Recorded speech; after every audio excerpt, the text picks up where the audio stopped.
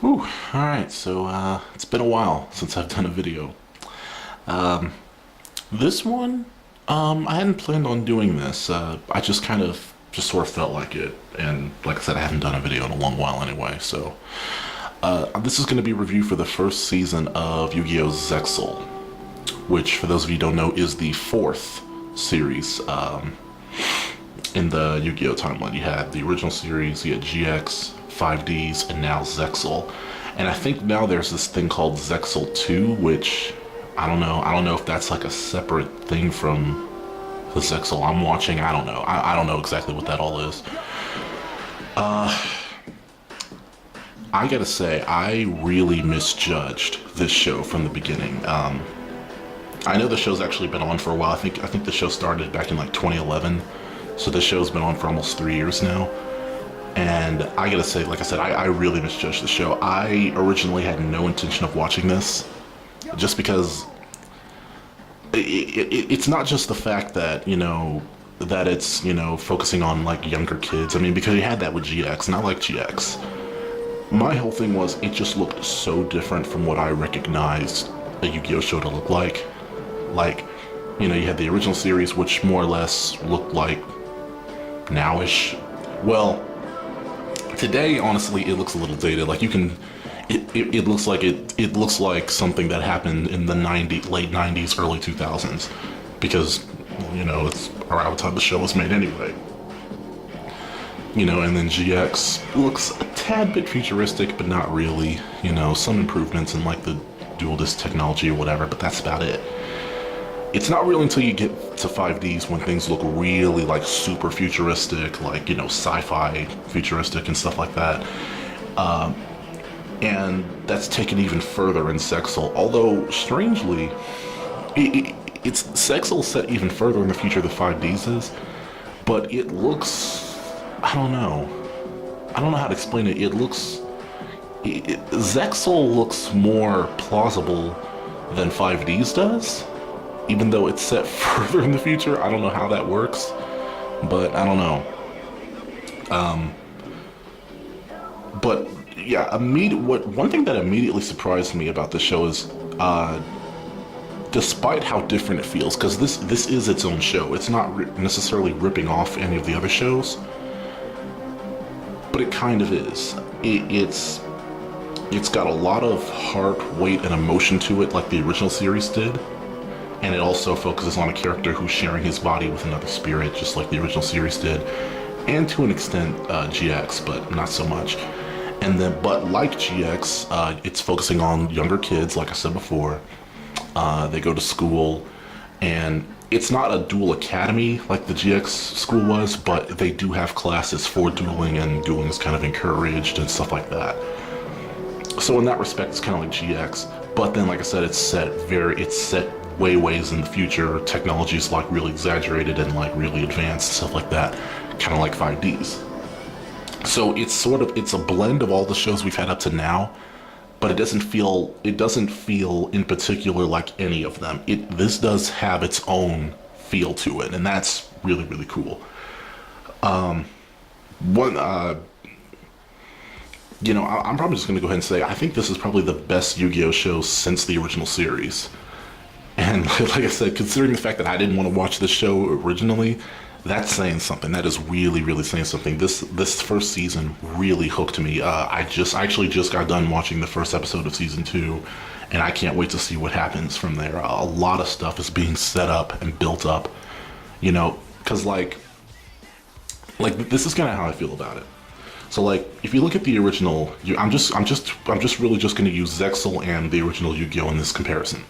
If you look at the original series, to me it feels a lot like Dragon Ball Z, in that if you look at how it builds and how it sets up things for later and how the stories play out and everything, it feels very DBZ-ish. You have the whole thing with Yugi and Kaiba, which immediately sets up a sort of like rivalry between them, but at the same time it's also kind of setting up a bit of a redemption story for Kaiba and all that, kind of like how the whole thing with Goku and Vegeta, it sets up a rivalry, but it also sets up sort of a redemption story for Vegeta, while at the same time building up to something even bigger which is the whole thing with, Battle City and Merrick and all that.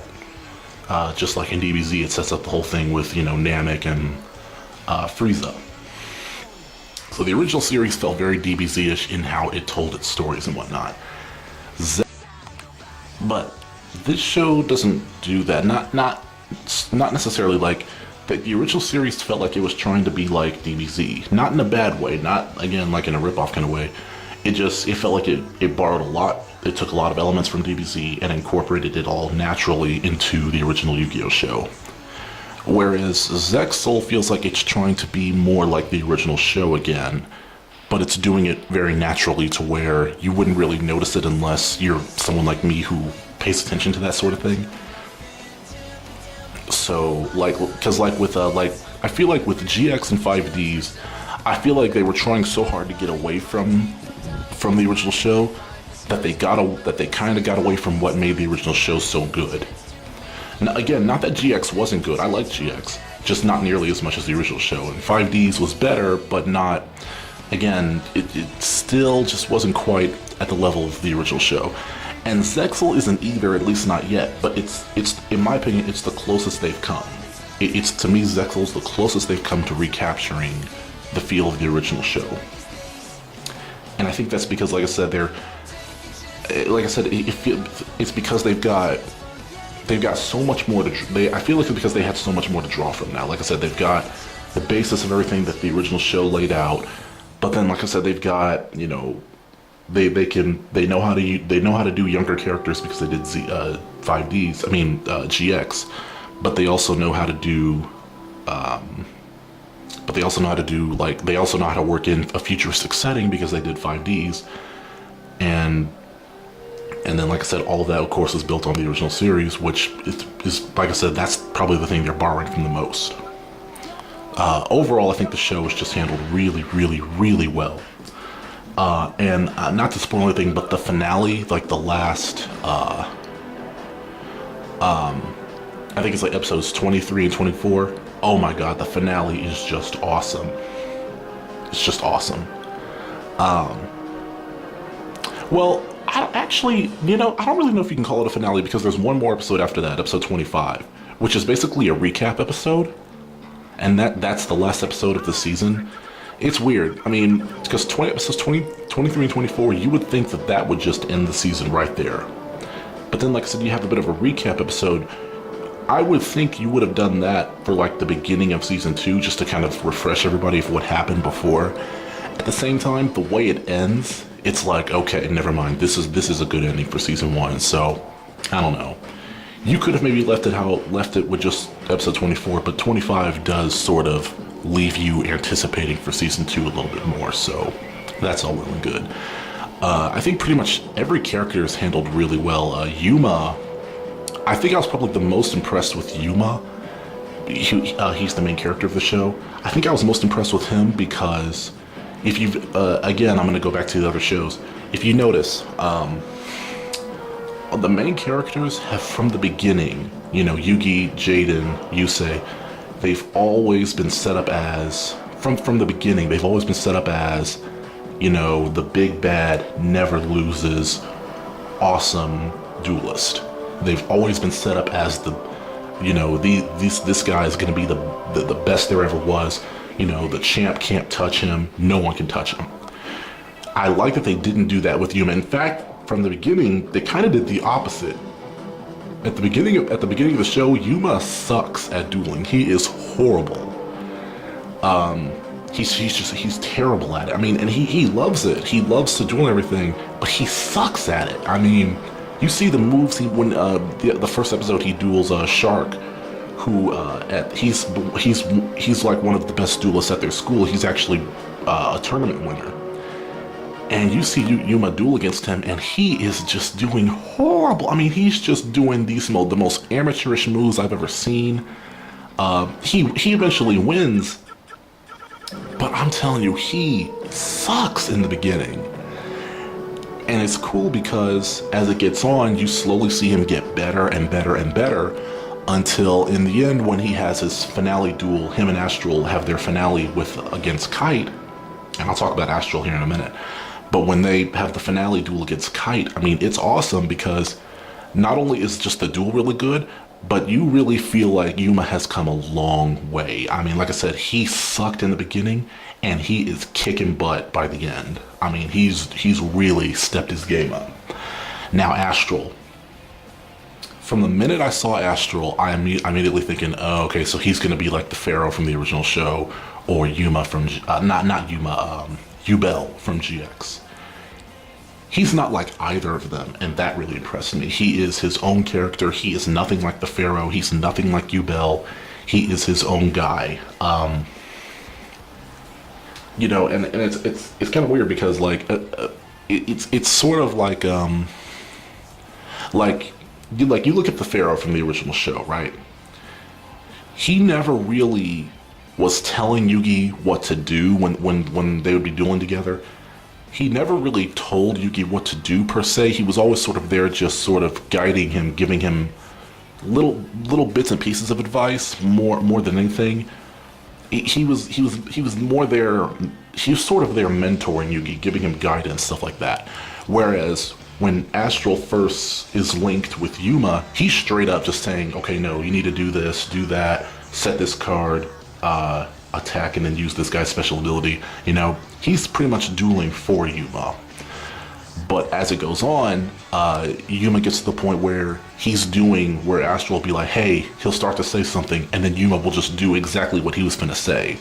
Like I said, he's teaching Yuma, but in a much more direct way, and really without even meaning to. Like, there's an episode where Yuma's dueling this one chick, and he starts to say, hey, you should do this. Yuma does it without him saying it, and he's like, huh, I was going to suggest that to him. But, you know, maybe it's better that he figured that out himself. And that's really the first time when you realize Yuma is getting better. It's not just Astral helping him cheat or anything. Yuma is genuinely getting better. Which, like I said, pays off tremendously in the end of the season. But despite that, Yuma's not my favorite character. Actually, Shark is my favorite character. Or Reginald is his real name, but they call him Shark. He's probably my favorite character because... and I'll say this when I review the second season of Yu-Gi-Oh! Shark is how Kaiba should have been handled in season 2 of the original show. Because here's the thing, I loved Kaiba in season 1. I thought he was one of the most well-developed characters in the original series in the first season, and I was really let down with what they did with him in season 2. It was as if he just forgot everything he went through, all the character building he went through. He essentially just reverted back to his season 1 self, except that it's worse because he has no excuse this time. Shark, in my opinion, is how Kaiba should have been in season 2, but at the same time, it fits perfectly with what's going on in Zexal, and that was just great. And Shark, he's just really cool. He's a really cool guy. And like I said, I just watched the first episode of season 2. I'm really digging where they're going with him. They essentially had him go through this really good arc about him just sort of not hanging. He's sort of hanging out with the wrong crowd. He gets in with a gang at one point, and Yuma sort of pulls him out of that and helps him get his life together. But here in season 2, all that's sort of coming back and it's biting him in the butt, and now he's having to deal with all that. So I'm like, this is really, really cool. I'm really interested to see where all that goes. But yeah, overall, and I guess I should talk about the XZ cards because, you know, I gotta admit, I didn't like the XZ cards when they first came out. I was still hanging on to the synchros at the time.